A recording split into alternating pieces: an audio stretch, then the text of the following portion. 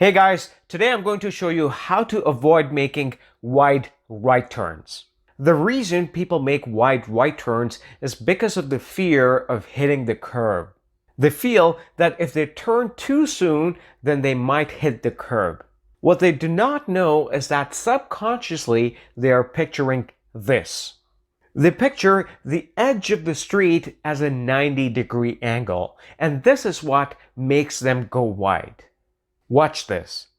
They try to avoid hitting the curb and in turn end up hitting the middle line and going into the oncoming traffic. What you want to know is that streets are engineered to have round edges so that you can make smooth turns, just like this. So next time if you make a wide right turn, then you know that you could turn early and still not hit the curb. Next week, I'm going to show you how to make smooth right and left turns. So make sure you watch that video to improve your turns. And if you haven't subscribed to my channel yet, then make sure you hit that subscribe button. And hey, if you like this video, then do give me a thumbs up. And if you have any questions related to driving, make sure you leave a comment below, because I am going to answer that question through a video on the Ask Toronto Driver series.